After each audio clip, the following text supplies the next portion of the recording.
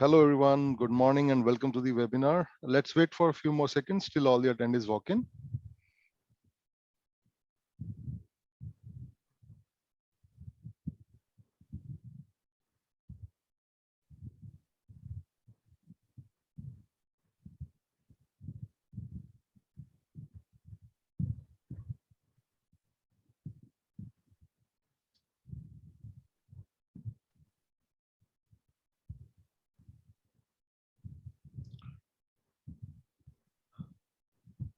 I believe everyone has joined in, so we shall start.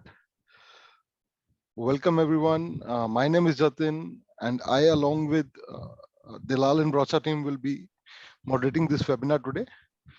Firstly, thank you Dalal and Brocha for organizing and helping us to organize this webinar and making you all to come and join the session today.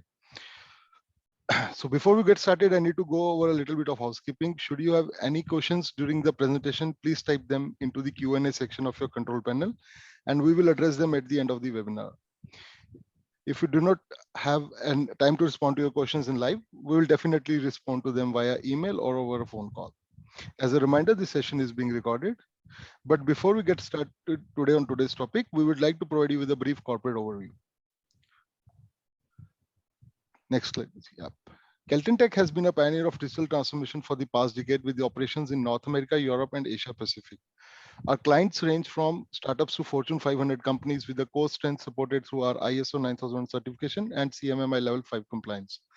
We are a 1500 plus employees strong and are a publicly traded company. I am honored to have with me today Mr. Sushil Tripathi, who is Vice President Technology and Innovation at KeltonTech. He is a thought leader and innovator with a core specialization in payment tech, blockchain, artificial intelligence, and machine learning.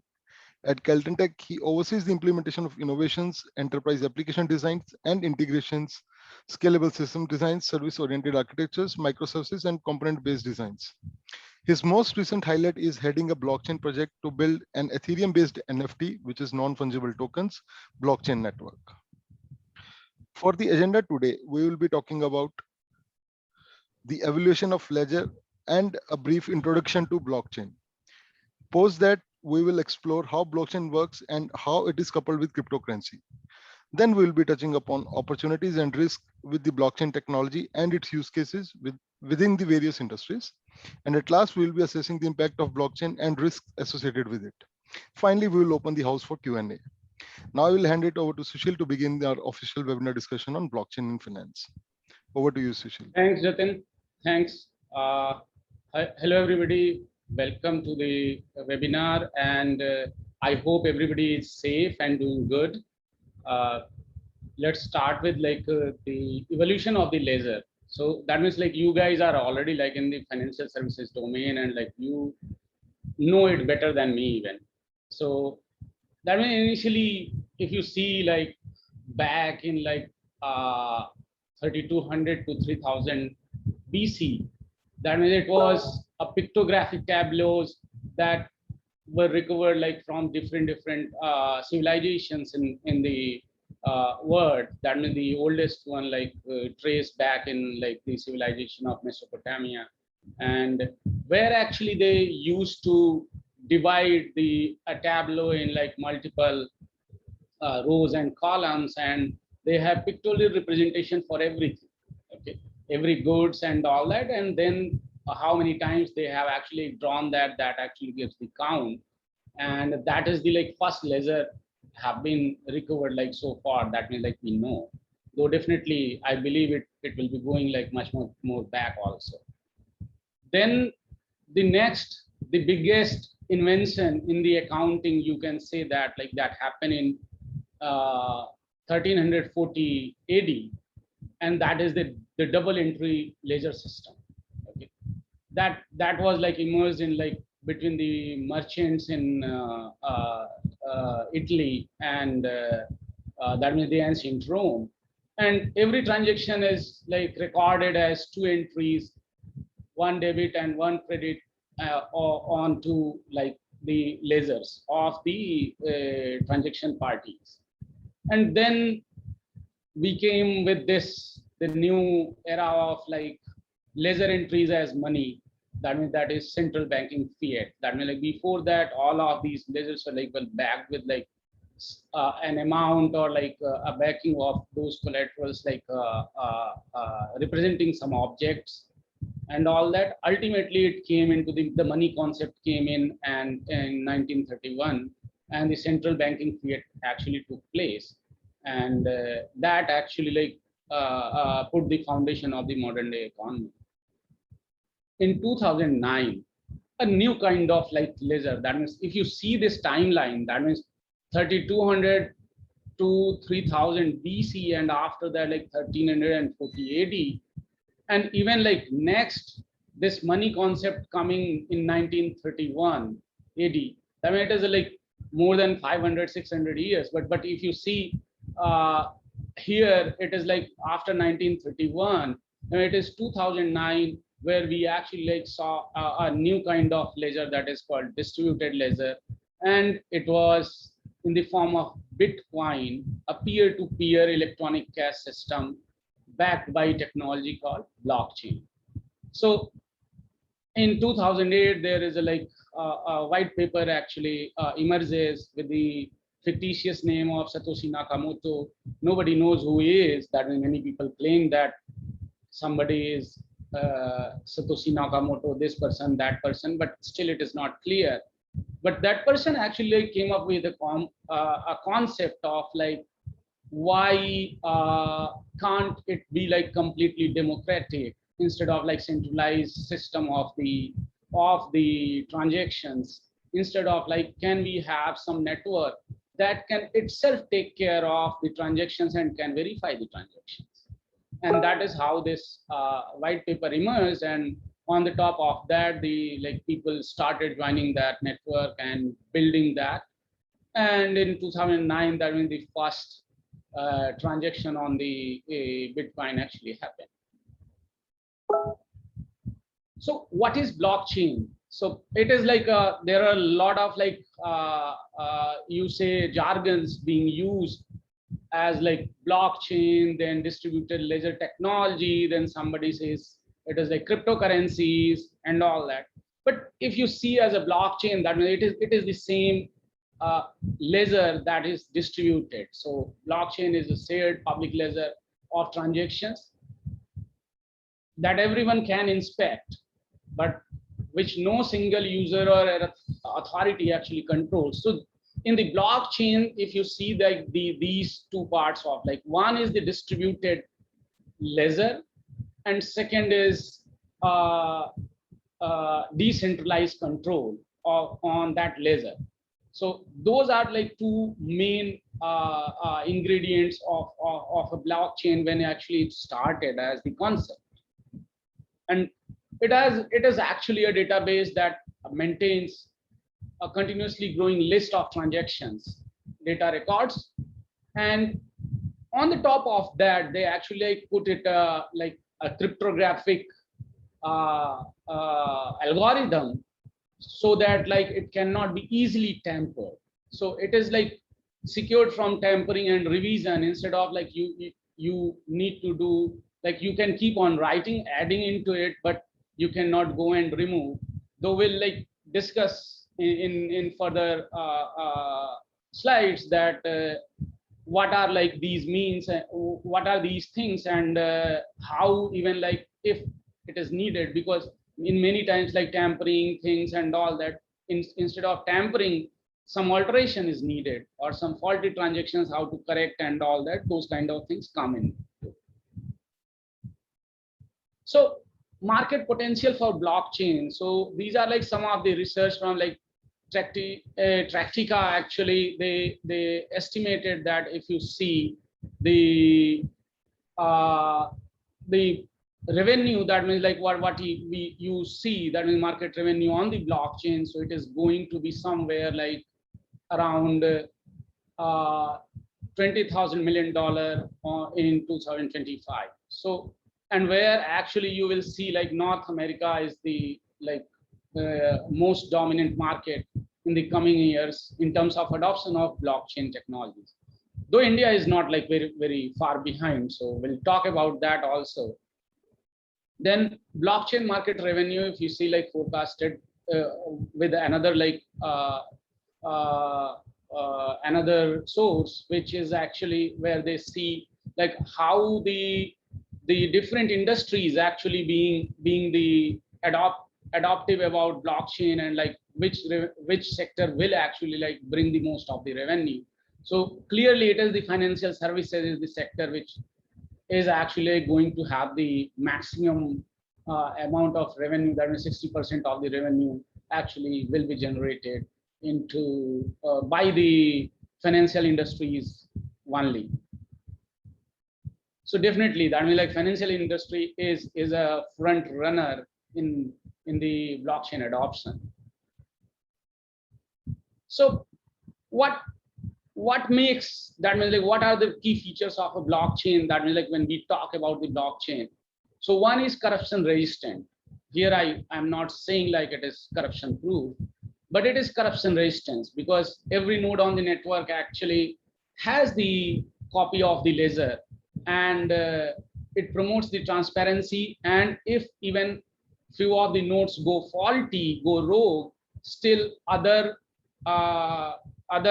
network nodes actually can bring that transaction down or like reject that transaction based on the consensus mechanism. Decentralized, that means like in the network that there is no leader elected, or like no system like fully owns the complete network. It is like a bunch of that means the participating parties actually, whoever actually they put their notes into the system, and it is decentralized, and the consensus is also like decentralized. That means like everybody has to verify and give a consensus to actually go ahead with the transaction. Enhanced security. Security is like a, you know, some very difficult thing to understand, because security means different for different people. But yes, because of the central authority not required, there are like, it is a consensus. So the it is like less probable to like hack suppose each and every node into the chain, or at least like 51% node into the chain, to actually like make the system non-performant, or like at least to deny all the transactions and or do any malicious transaction. Distributed ledger, once again, that means every member has a copy of the ledger, which is like that means if that member actually wants to do it. Otherwise they can be only transacting kind of like participating nodes, but there are many nodes those are like having the copy of the full ledger, and if there is anything happening differently into the ledger, so those nodes actually come to the rescue and bring down that particular transaction. Consensus, yes. So consensus is the, if you see, that means all of this is okay, network and all that storage, but ultimately it is the consensus, because you know the distributed systems, in the distributed systems, the making it like work, the decision making into the distributed system is very difficult. There are like a lot of like challenges and difficulties coming into distributed systems, where making a consensus for a transaction is not very easy. So those consensus algorithm need to be Byzantine fault tolerant. That means like they are not actually susceptible to double spending kind of things, or replay of the transactions and those kind of things. So it needs actually, you see that the main logic actually comes into the consensus. And then fast settlement of the, so if you see, because when the systems are like in silos, or they are even connected, but still they are into their silos, they are having their own ledgers, and also they need to match the ledgers to do the reconciliation and then do the settlement. Here it is the single copy of the ledger, same copy of the ledger everybody has. Every time it is like getting validated. Even in every transaction, that means like for suppose one party is actually doing some transaction, so the whole transaction history even like gets calculated again. So it is not a single entry. It is actually that calculation happens like continuously, and you get to see that it is continuously being validated. And because of that, it is faster also onto that side because of single ledger, and at the same time it is like secure and like much reliant, I would say. So on the blockchain component side, so I have like make it like much more simplified. So all of these parties, that means those can be even the users, depending on the type of network, those can be users. Or if I take an example of an enterprise blockchain, where that means an industry blockchain, where suppose take the example of like stock trading, or an insurance network. There it is like you see the different parties, they are having their nodes running the blockchain application inside those nodes, and that is having a copy of ledger. And it actually completely forms a service overlay network over the internet. And there is a consensus algorithm for those nodes, that means like they act accordingly. So this is how. And not only that, in a like enterprise blockchain, these transactions, like whatever has to be onto the chain, whatever information for the transactions and all that, that can be put onto the chain. And there is a possibility where you can actually have your own secret data and all that inside your network, and that will be only available peer to peer whenever necessary. So in that manner, it makes it like very much possible, like you are part of a chain, at the same time you are able to like safeguard whatever data is you don't intend to be onto the network. So how it works generally: so a transaction is requested from a party, the transaction is then broadcasted to a P2P network. So it is generally, that means like when, and always it is, if you see even in the money transactions and all that, generally that means for an end user it is a P2P, while the end user does not know what goes behind.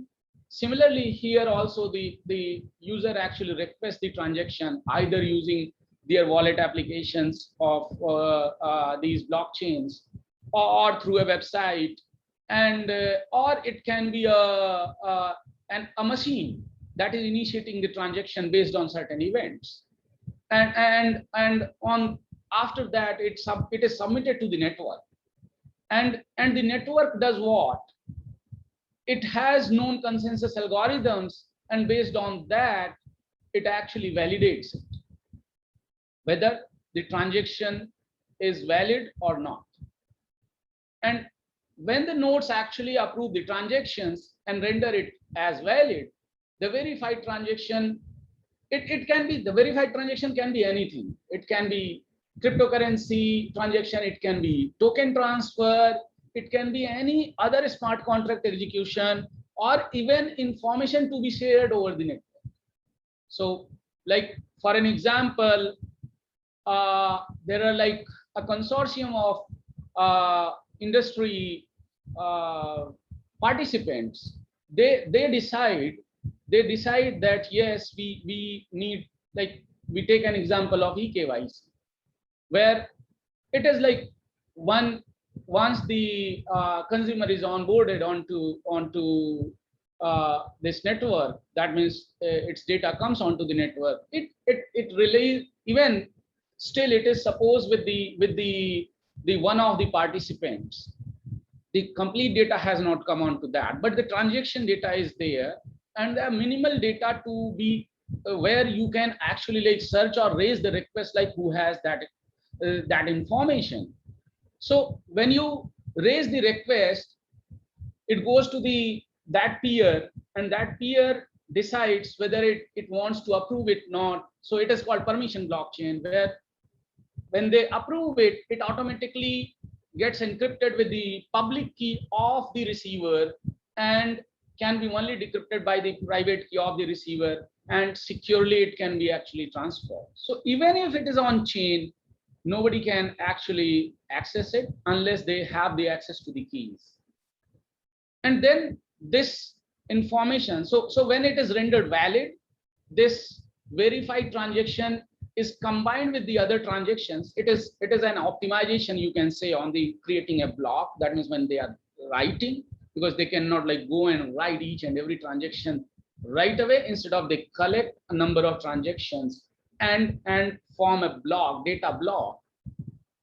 And in that data block, they actually put the hash of the previous block, a cryptographic hash of the previous block, and store it onto the storage. And it is relayed to the complete network. Now, onto this side, before this, there are a lot of things to be done. That is called consensus. That means this rendering of a transaction, whether it is valid or not. So for that, what they do, they create the consensus algorithm. So suppose in Bitcoin, let us take an example of Bitcoin, where they generate a big number and send it to everybody, and everybody has to actually solve that problem. What they need to solve, they need to find out another number which actually, when hashed with it, will produce, suppose, 40 consecutive zeros, and after that whatever. So this is, for this they need to do a lot of hashing. That means they will have to, because there is no way like other than like calculating more and more numbers, and that is called mining.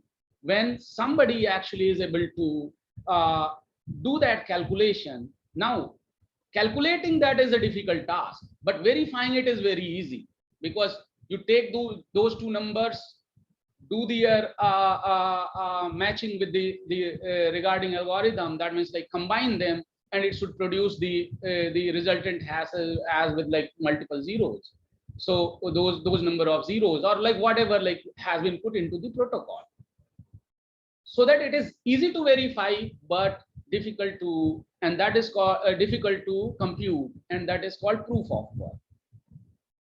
Then the transaction, when the block is written, on the top of that many blocks are written, and the transaction gets completed. So you must have heard like many times like how many block confirmation has come and all that. So at least 6 to 8 block confirmation. The more block confirmation has come, now that data cannot be altered. It is much more difficult to alter that data. Okay, so the classification of the blockchain, these are different parameters, but actually it is like public and private blockchain, or what I say private blockchain can be an enterprise blockchain. So public blockchain, you know that these are the like Ethereum, Bitcoin, Ripple, and all these networks. Ripple and all that, Ripple, Stellar, these are like a different type of like Tron, Ripple, and all these little bit different type of networks. We'll discuss this. And private blockchains, that means like suppose you use a Hyperledger Fabric or R3 Corda, or any proprietary blockchain you can actually create, or any public blockchain data you can take and actually put there, that only these nodes can join, or a node when joining to the system, all other nodes actually vote whether this node can be joined into the system or not, and that node can be a company actually. Okay, so blockchain and cryptocurrencies, that means there is like a lot of confusion around that, like blockchain and cryptocurrency. What is cryptocurrency? What is blockchain? So blockchain is an underlying technology. That means where the cryptocurrency systems are built on top of those. Blockchain is a ledger where you write all the data, and plus so you see DLT, distributed ledger technology. So distributed ledger technology is a database, a kind of database which is distributed all across. While on the top of that, when you put the consensus algorithm, the network, and all other protocols, it becomes a blockchain. And on the top of that, when you actually create currencies, and those currencies are, if you see in the Bitcoin is actually a currency that can be mined, and it is mined as a reward of like when somebody does the calculation, because that computation, for that computation, who is going to actually give that means pay for that calculation and computation, because it needs a lot of computation, and for that they need to incentivize. And if you see the blockchain security also, it is like, it is commercially not viable to actually go and corrupt the ledger, because it needs a hell lot of computation, and that's actually like prohibits the corruption of the ledger. So it is not like any of the chains cannot be corrupted, they can be, but it is not commercially viable. Okay, and that is from where next type of system actually like evolves is called proof of stake, because these proof of work system is like much more computation intensive and not very much efficient. So then proof of stake came, where you put a stake, that when you are actually signing a transaction, you are putting some of your money, some of your tokens, something from your side onto stake, so that if it gets like rejected and corrupted, you lose that. So if you see about the myths about blockchains, one is like blockchain and cryptocurrencies are same. That is definitely false. Blockchain is the underlying technology, while the cryptocurrency is an application of that technology. Blockchain is trustless. It is partially true. The very public blockchain, suppose Bitcoin and Ethereum, generally they are trustless. But there are some places like where you need some type of trust. Even like if you see when you are using a crypto exchange, you are trusting that crypto exchange, because they actually store your coins, your tokens into their cold wallet. That is, they secure it, and they actually give you their own token onto that. So it is like that. You need to have some trust. Yes, it reduces the requirement of the trust. Then blockchain is better than other traditional systems, depends on the use case. Blockchain is not a silver bullet to like a solution to every problem, but the traditional databases, traditional systems, they are already working, doing great.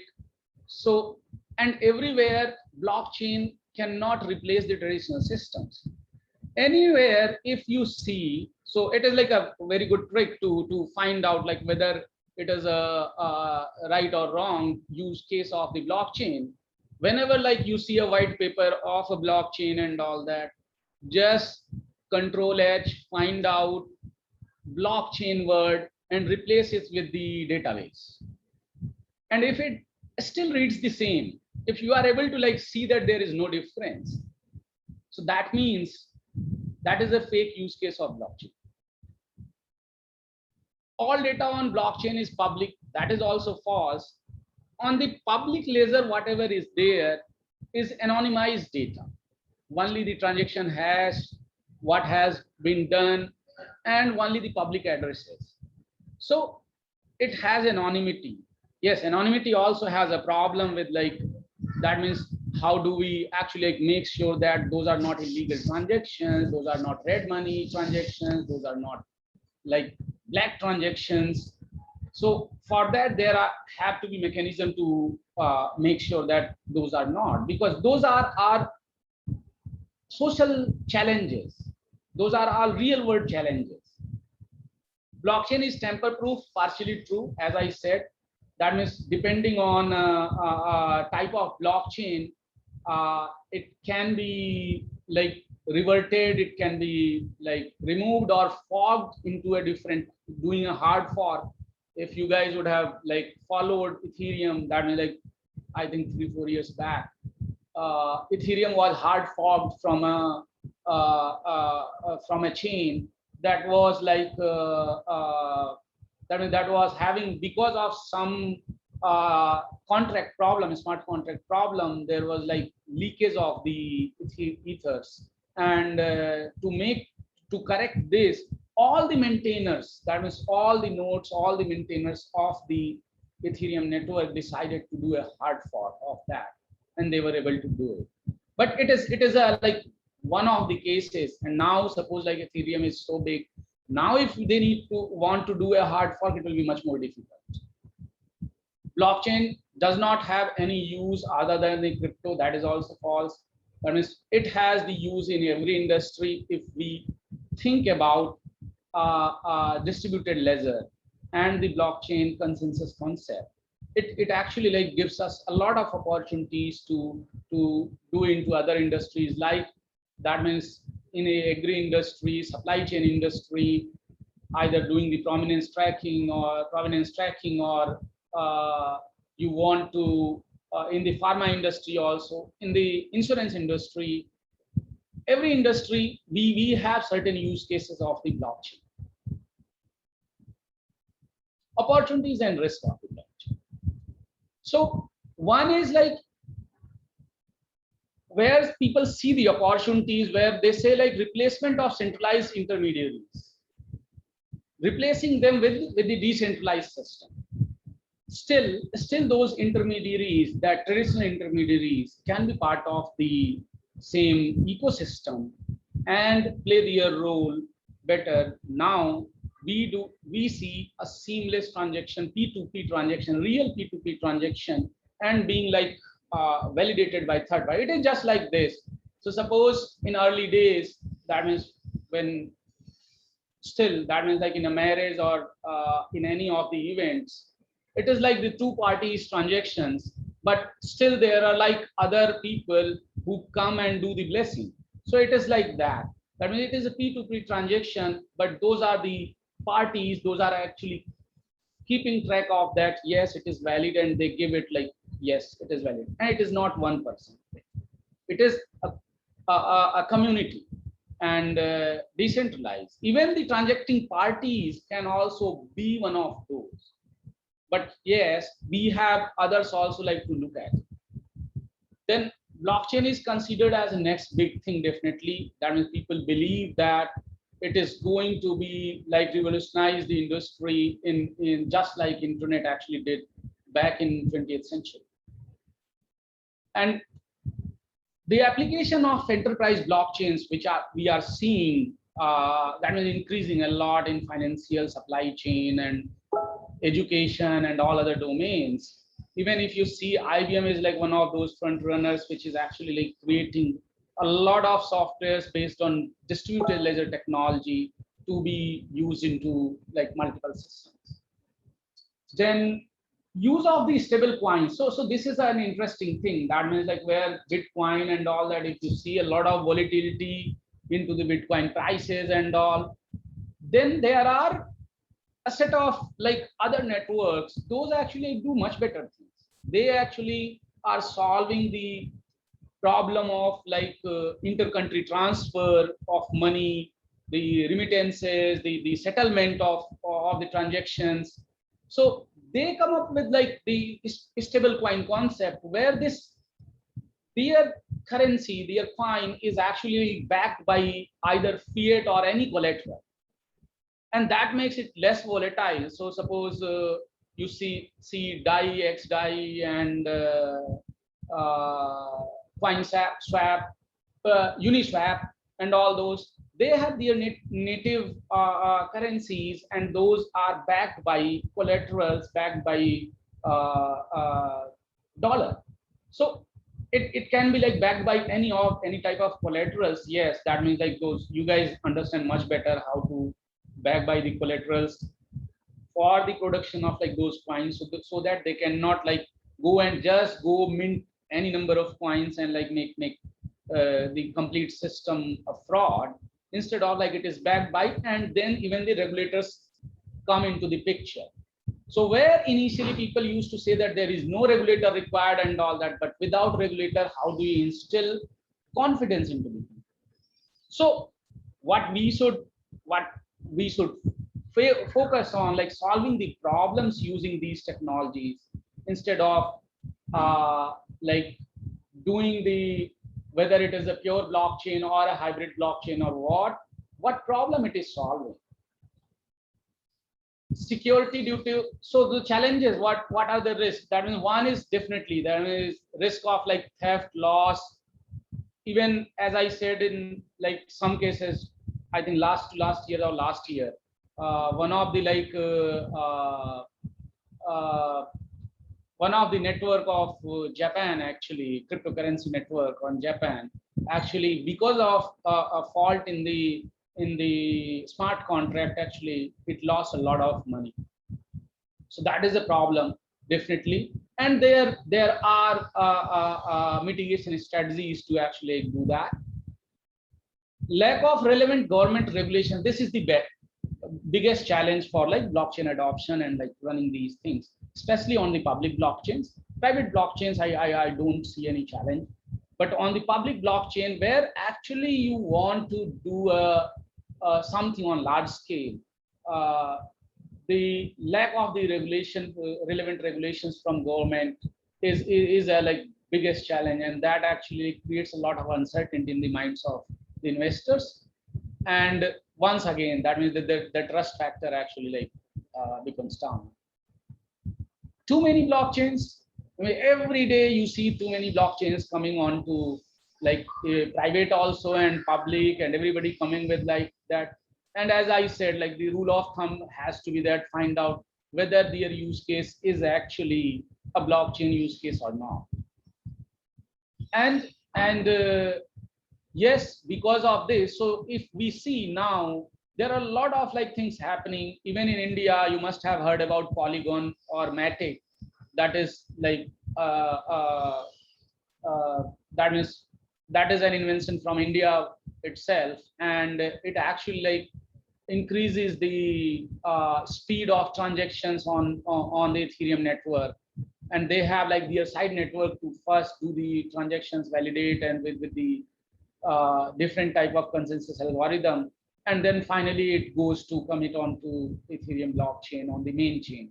So those type of things are already like coming. There are a lot of like work is being done into that industry, that domain, and I'm pretty sure that like something very good is going to come in future. Okay.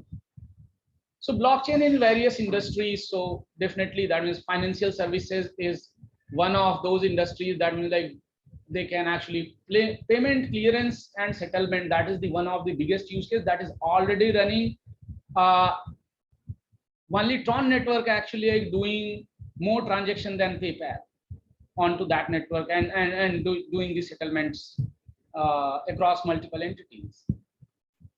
A lot of hedge funds are coming into like blockchain, that means like on the crypto side and all that. Still those are speculations things and all that. The future are not very uncertain, but I'm pretty sure when the right regulations and the regulators actually become the party of those, like part of those systems, and be a party of those systems, definitely it is going to be much better. Stock trading, there are like many stock exchanges, those have like internal structure they have created on blockchain, where they can actually do the P2P trading, while the regulator can actually like validate on the top of that. It is the best example of like I would say a hybrid blockchain kind of system. Crowdfunding is one of those also, like where crowdfunding and charity actually coming a lot with the blockchain implementations. Then on the insurance is like one of those, like where the risk assessment, that means you have the immutable database for better risk assessment. So suppose you have the complete ledger of like the user, that means all the incidences, everything and all that. Suppose it is being integrated with the permission blockchain of medical chain. So in that case, you can actually like better assess the risk and like find out the better, that means like much, you can estimate much better instead of like just the person declaring that what problem he has and all that. You can actually look at the history and all that, but a lot of like privacy issues has to be addressed. And once again, that means like regulators are going to play a lot of like a role into this. Just like suppose see IIB is like one of those, and IRDA is one of those. They can actually come on to be a party of that blockchain, a consortium of the insurance industry, and everybody actually have their own nodes onto that, validating all those transactions, doing those settlements, and they can do it like much more faster. And combined with the AI and all those things, it can be like much faster claim payouts, because you have the single ledger. That means you have the single ledger, you have the whole tree, or even you can connect to the interledgers and pull out the information and do it. Then drive down the processing time and cost. Definitely, that means you can reduce the cost of like maintaining all of these things, because it is completely digital, access everywhere. Not only that, these right now, that means like insurances generally are not like applicable worldwide and all that, especially in health insurances and all that. You need to take a travel insurance and all. In future, you can actually be able to like give those type of products which can cover like whole world, everywhere, because the network is available everywhere. It is known to everywhere, and it is a single ledger. Then manufacturing, there actually the biggest challenge is like tracking the ownership of the physical assets. Parts, a manufacturer actually brings a lot of parts from like a lot of places and then assembles and all that. So they can trace that where it is. If a faulty lot comes, a part becomes faulty, they can actually trace easily like all the faulty parts and all that. It is going to be help, a big help. Then on hospitality also, once again, it is a P2P, provider to consumer, P2C interaction directly instead of like middlemen. And even if there are middlemen, instead of those will be in the different form. Those will be in the form of like the guardians of that system. Then in the public sector, definitely paper-based processing and like increased accountability between the authorities. Nobody can like bypass it, so it is very easy. Find out, trace the all the records and everything, and definitely proof to failure to those fires and all those used to happen in like multiple department buildings, knowingly or unknowingly. Then real estate, definitely in real estate there is a lot of like use cases happening. Like DigiShares is one of those who are actually like giving you a funding platform where the real estate developers can come and like tokenize their project and then raise the funds, and those shares are like onto the public blockchain there in the form of tokens, and they can actually like trade it within the system itself. Then healthcare has a lot of use cases of the blockchain, definitely, and it is going to be so. MediChain is one of those initiatives that has been like heavily funded of like those records, and we at KeltonTech also we developed one of the system where it is the mammograms can be actually like shared across the multiple when the woman actually like goes for the mammography for different centers and all that, if they need the earlier mammograms and all, they can securely transfer it to, and it is a complete network of like different doctors, clinics, and the mammography labs. Then retail sector, definitely manage supplier relationships by recording the flow of goods, process the issuing of loyalty cards and issuing of loyalty cards and incentives. It is a fantastic thing. That means if you go on to like a Stellar network, you You can actually like create your own currency directly onto that, and you can actually like contact a bank or like that will contract with third parties and all that who can come on to that network across the world, and your loyalty points can work across the world. So that is a fantastic thing in the retail sector. Blockchain use cases, definitely one is the smart contracts. That is every type of commission, every type of fees, anything, any transaction, all that can be coded into the smart contract and it will happen automatically onto the system. KYC consortium is one of those like very good systems. Definitely it needs even like the initiatives from the government and regulators also, and the industry guys need to come together to make it happen.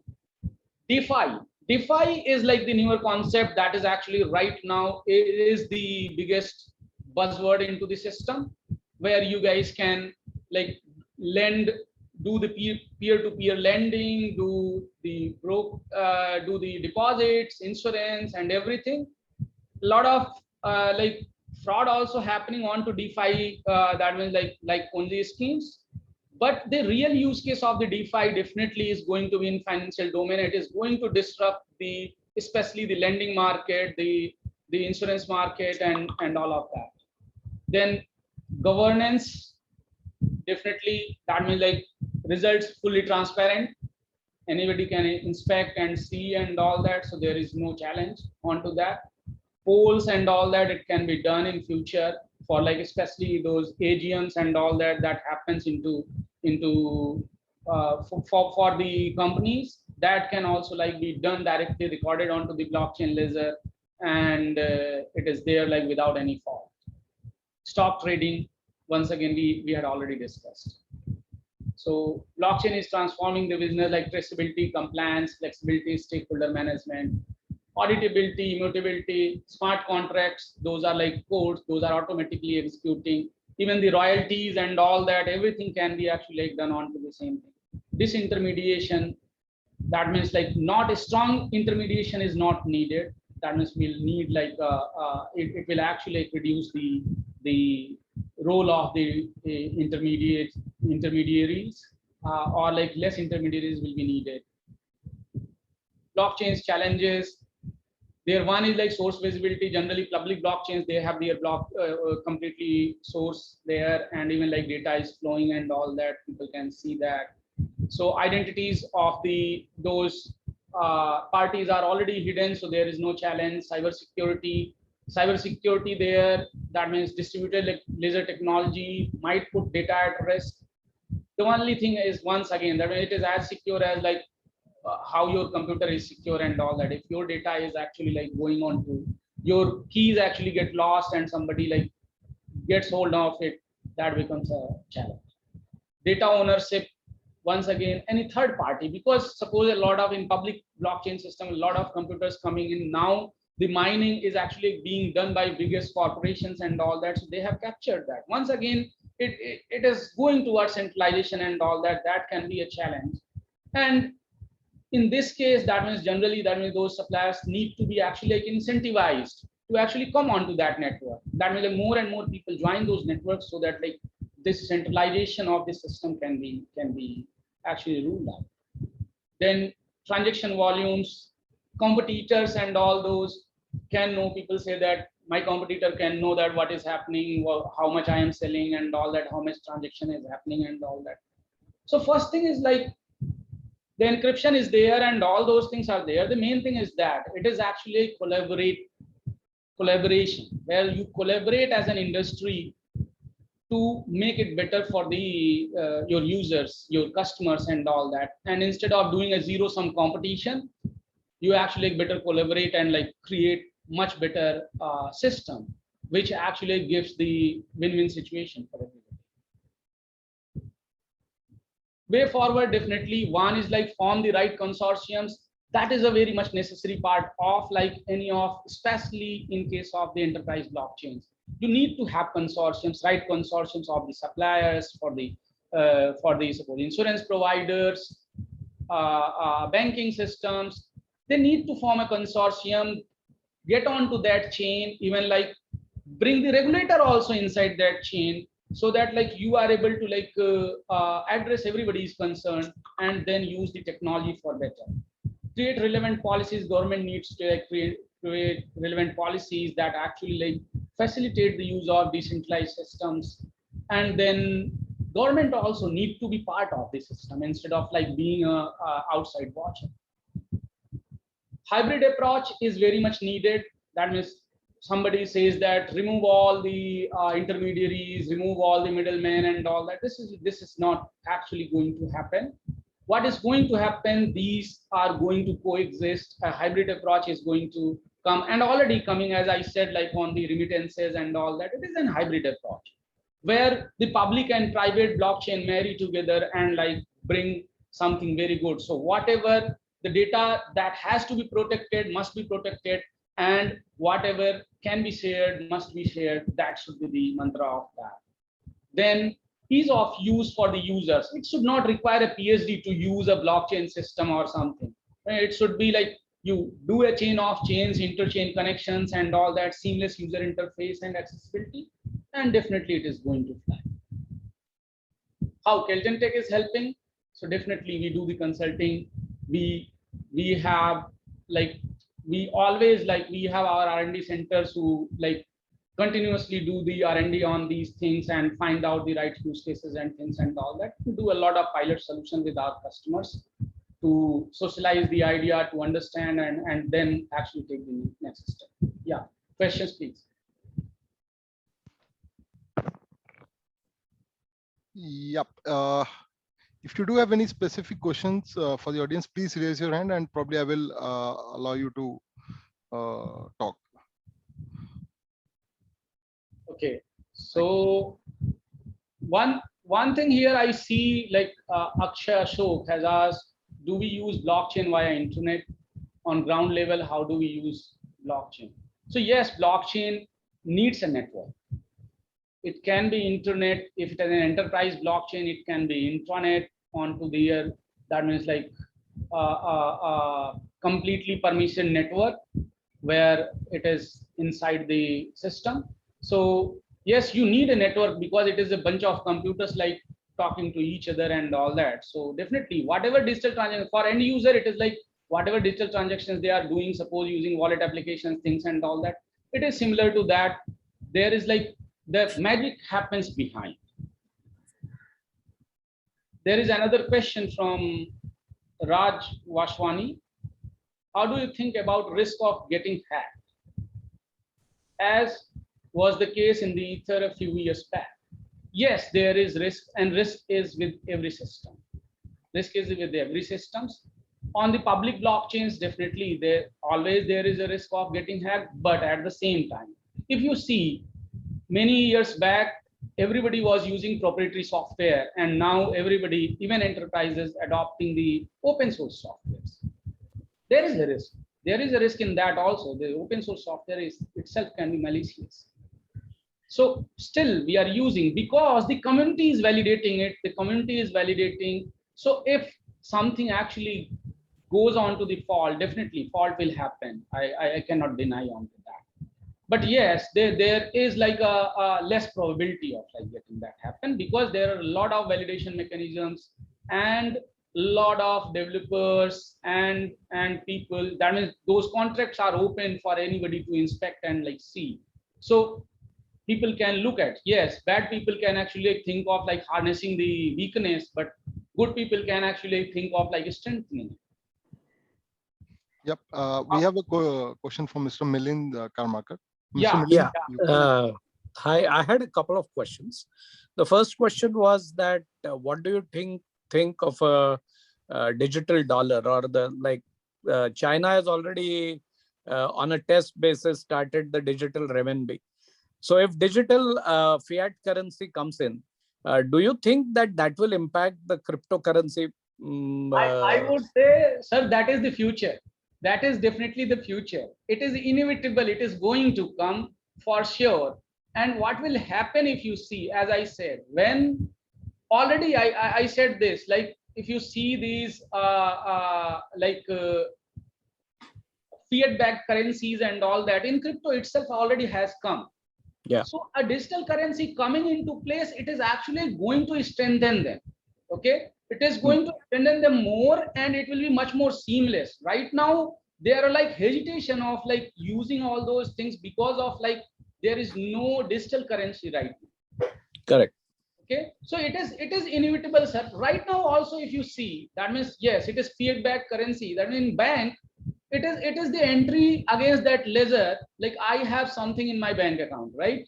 Yeah. It is the same thing. So making it digital should not be a challenge, while it will actually create a much bigger value for the countries also, because Correct. there they can control, counterfeiting can be controlled.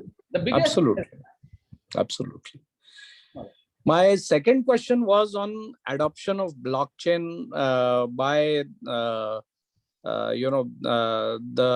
finance sector, because when I've been talking to especially lenders, none of them is confidently saying that yes, they will use the blockchain technology, while as I find that blockchain technology can be really interesting in the finance sector, especially in things like supply chain management or many other places. So Yes. what's your experience on that, and how fast do you think this will be adopted, especially in India? I think right now, if I see that means a good traction. The only challenge is that always you understand something is already working for us. Okay. And India Right. has gone, especially India is like growing very fast in, like, if you see in the digital adoption and Yeah. all of this. Yeah. And I'm pretty sure it is going to be blockchain also behind. But as I said, it should not require a PhD to use a blockchain system. Very Right? true.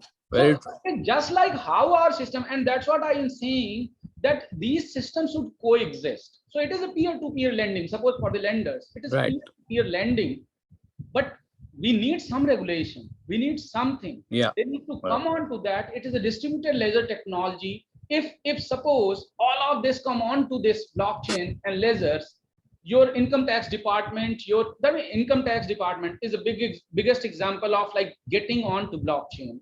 Your GST is the biggest example to getting on to the blockchain. Yeah. Yeah. Right. And we as a country, I would say we have the best infrastructure for adopting blockchain, because we have payment systems like UPI already adopted. We have Aadhaar system there. We have all those ingredients that where we can actually like become a blockchain superpower. Correct. Correct. All right. Thank you very much. Yeah, there are some other questions also.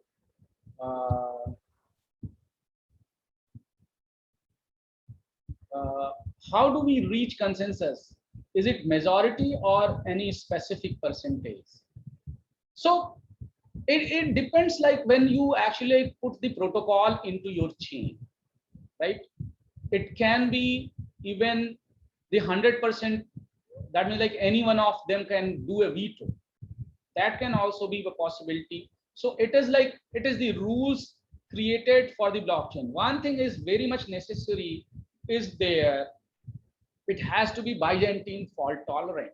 That means it should not do the double spending of the transactions. The transactions cannot be replayed onto the system.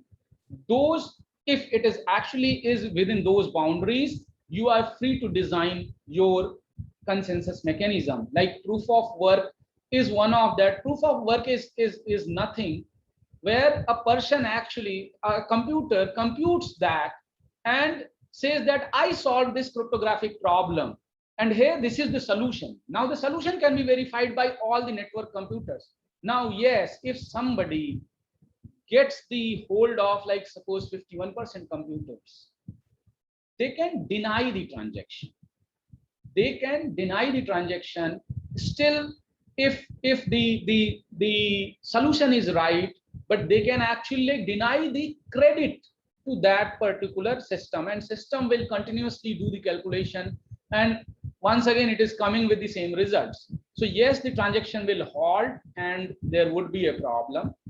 But to remove that problem, as I said, it is instead of like only being completely public and all that, somebody captures it, there has to be nodes also who can actually, so where every user is part of the system, every mobile is part of that system. In that case, it is not easy for anybody to actually hack the complete system.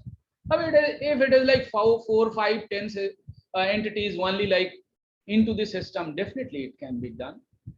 And proof of stake is one of those like which is faster one and all, where whenever you are initiating a transaction, you are putting something on stake. When you are putting something on stake, if the system loses, you will lose.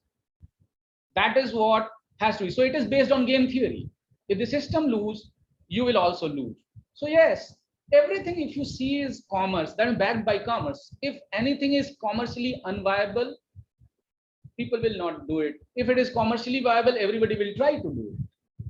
So every cryptographic algorithm, also these hashing algorithm, that means those are considered, nobody can break them.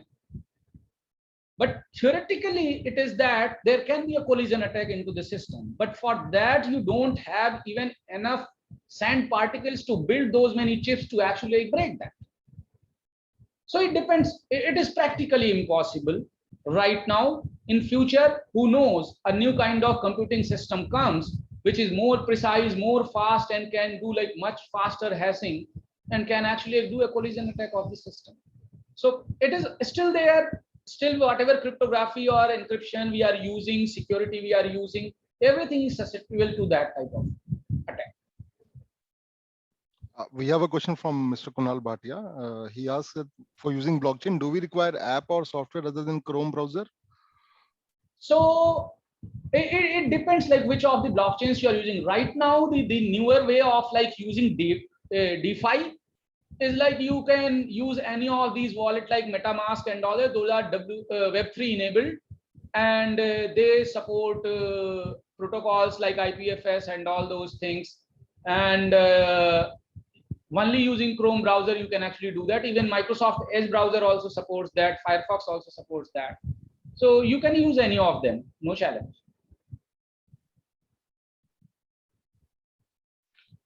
Yeah, we have next question from Mr. Aniket Sangvi. Mr. Aniket, if you could unmute and ask your question, because it's a bit elaborated one. So yeah. Hey, so basically, I just want to ask, today also there's been an article on Cointelegraph regarding how the RBI wants to ban cryptocurrencies in India or regulate it to some extent. So do you think this has got anything to do with the fact that, the banks are actually scared and not so much to do with the volatility that comes with cryptocurrency investment? And my other question is that, on the current exchanges like Qcoin and the others which are available in India, you can only invest in a certain amount of cryptocurrencies, which is very limited. So how do we get into the Uniswap space and, we can invest in newer projects which have much higher possible returns? All right. So understand this. That means you guys are already like, you guys know the stock market and all that. So even when the stock market started, it was the same challenge, right? It was the same challenge. People used to believe that it is just gambling, right? Now you see the stock market is celebrating like that. Means it is the backbone of the system. So it is the same thing. Yes, people are skeptical. Why they are skeptical about? The challenge is understand. So suppose, and it is all fueled by like when the use of the Bitcoin for the dark web payments and all that, for drug payments and those kind of things, and not able to like trace the person and all. Okay, if the right KYC part is implemented into the system, and blockchain, we don't see blockchain as, so somebody will say, hey, blockchain is like that means it will settle all the government things and all that. No, that is not. You cannot like take, and you cannot go and fight the governments and all that. I mean, they don't need to do anything, just ban you. Okay. The challenge is like what you see. That means like this is actually a thought process. As I said, Tron and all these kind of networks, Ripple network and all that, they are talking to banks. They are onboarding banks to actually do. So when you come up with the use cases where banks can be the party too. Definitely they are going to take. On the RBI side, what I would say, the challenge is that there are a lot of frauds also coming in. And every good thing comes with the bad things also. So even like, so suppose a terrorist has a server farms mining Bitcoins and making a terrorist organization making a lot of money and then funding the terror on the ground. What will you do? Or unless and until we have the answer to those things, definitely we are going to find those challenges. And on the investment side, that means like where you want to invest and all that. See, one is that means I'm not like very much on the investment side and all that. The regulations and all that, you cannot like defy the land of law. But still, that means you can directly trade onto any network using different things. So that means ultimately, if you see wallets like MetaMask and all that, you can directly use them anywhere. The challenge is that like first time, how do you seed? If the seeding is not allowed from your country and you cannot do it, it will be difficult. And that means like, at least for me, it is like, I have never like explored like going and do something outside of that, like trying to buy it from there. Okay. But that is where the governments ultimately will come, as I said, they will come as a party when they have at least enough data to trace back the culprits.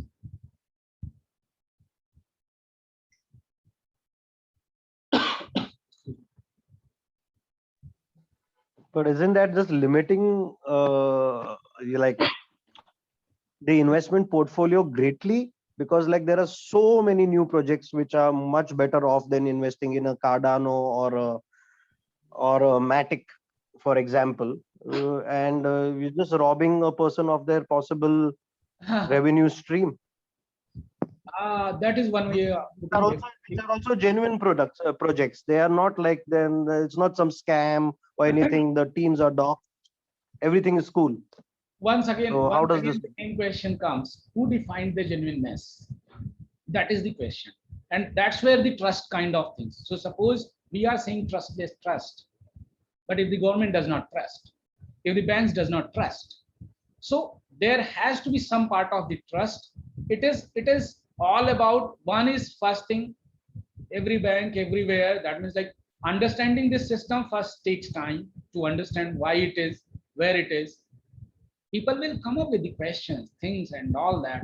There would be like many of the networks, you know, that those are shut down and like those were fraud and all that, all that happens.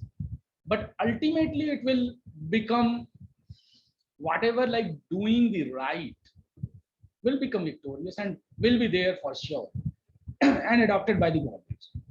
So governments are actually like preparing for that. Sorry. Cool. Thank you. Yeah, we have a question from Mayank. Yeah, so I had two questions. First, am I audible? Sorry. Yeah. So my first question was, I was reading, so as we know, blockchain is extremely efficient and, processing payments, everything is extremely fast. So for example, in the stock market where settlement takes usually T+2 days, in a blockchain, it will be T+0 or, immediate settlement. It will be in minutes. Yeah. So because of that, it is said that almost 90 to 95% of the existing, let's say, financial institutions, banks, intermediaries will be wiped out completely. Do you, in your opinion, do you see that happening? No, I don't see that happening. You know that they will come into this business of serving the client, right? Okay.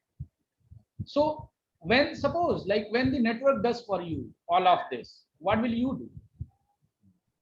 You will come to serve the client better. You will come up with the new products. You'll come up with those innovative ideas. Right now, there is a lot of capital, a lot of money is being employed on like doing all of this. So even suppose I take an example of like being like for a broker. So broking industry is what? So it is the network. So if you employ your system onto the network, you are part of that. And the whole system is being run by that. The network, who pays for the computation? Somebody has to actually take some fee from there. Ethereum takes gas fee. In Bitcoin, it is the miners actually get rewarded with the Bitcoins. Actually, that reward is there. Right. While all the Bitcoins are mined, what will they do? There is no Bitcoins to be mined. Then what will they do? They will actually come on to some type of like where you'll have to pay for the transactions. Okay. So the business model will change. Not only that, when you get onboarded, the same thing. I get some client onboarded for like trading. Still, in the smart contract itself, I will get my cut with every transaction. Still, that is possible. So instead of like saying this, you are removing the intermediaries, you are actually reconfiguring them. You are reimagining the business instead of like removing them. I'm like really, I generally don't like when somebody says that it will replace something. Have you seen like that is how much AI has replaced human? Still we need humans. Even when the robots came into the industry, that means did we actually lose a lot of jobs? No, we created more jobs. So it is the reconfiguration of the system. The whole ecosystem will reconfigure. That will happen, and that will be for good. Actually, my second question was answered in your answer only, sir. Okay, all right. Thank you so much. Thank you. Yeah, probably we could take one last question, and we are already running over the time. So yeah, Raj is asking, are there any safeguards measures one can take if one gets hacked? Definitely. That means like there are safeguard measures and all that. First is like always it is prevention is better than cure. If, as I said, when the regulators actually come onto the system, okay, then a consortium of the regulators or like consortium of like guardians of those will come. So that means like it will not be completely decentralized and it will not be completely centralized.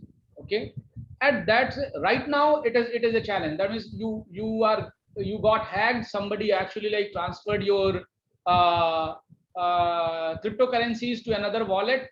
Now you don't have the way to actually, because you don't own it, you don't have the private key of that, so you will not be able to do anything. In future, as I said, in future when we are going on to a hybrid approach, there will be safeguard to create. Right now also, if you see how these crypto exchanges are working, they are not working on a true blockchain way. Why? Because it is not possible for a normal users. That means like coming with the all that PhD and like trading with the real blockchain system is difficult. They are keeping your keys on their systems, where they have put hardware security modules and all that to secure those keys. That still, that means Visa, MasterCard, and everybody does. They are securing. Even every payment gateway has the encryption keys secured with the hardware security modules and all that. So there they can actually like come on to help, come on to rescue. That is why they put it onto cold wallet, and they issue you their own networks token where they have some of the like authority. So suppose there is a consensus mechanism by default is like proof of stake. Tomorrow there could be a proof of authority plus proof of stake coming together and creating that part where you can actually go. As I said, in the Ethereum, they were able to hard fork the system. So for every small event, they are not going to hard fork the system, which is a very, very big decision. But yes, when we are coming with like, it is just like, so suppose when the regulations and these hybrid things come, in banking also, what happens? If there is a debit happened and it is erroneous, bank does what? They do a credit. In future, the same type of thing will come, a different consensus algorithm will run and will decide your claim that yes, it is wrong, it has been wrongly like transacted and all that, and it can be put down and reversed. Definitely in future it is going to happen, and it is happening in few of the networks and will happen in most. In another form, that means it is continuously growing laser.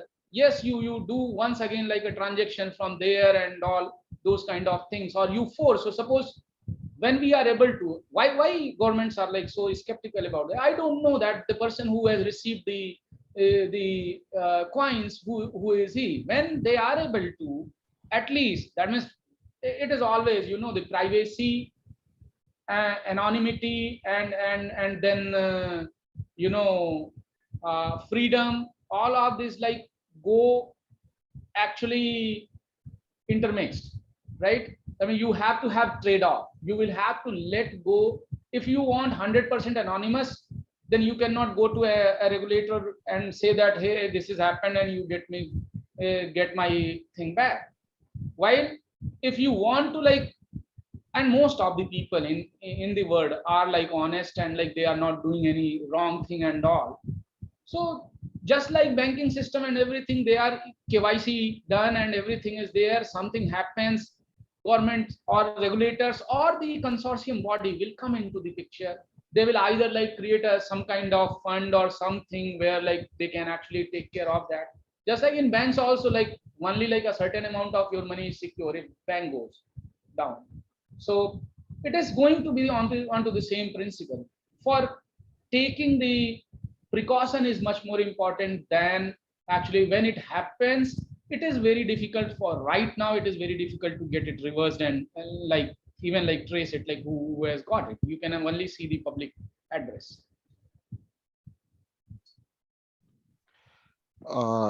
Yep. Is there any more questions from the audience, or shall we close the house?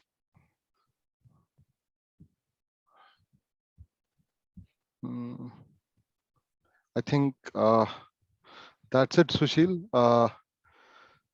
Thank you, Sushil. I think that is all the questions and the time we have. It was a very insightful session, and definitely I have kind of learned a lot from this session, and hopefully the attendees would also learned a lot. If for the attendees, if you have any more questions, please reach out to us either on the webinar invite or ask@keltentech.com, and we will definitely get back to you with your queries. And as mentioned earlier, we will be also sharing the recording with you with the deck, and also the webinar recording will be present on the website of KeltenTech, and you can reach KeltenTech at www.keltentech.com. Thank you again for joining us. You all have been a fantastic audience. Bye-bye and have a good day. Thank you. Thank you, everybody. Thank you all.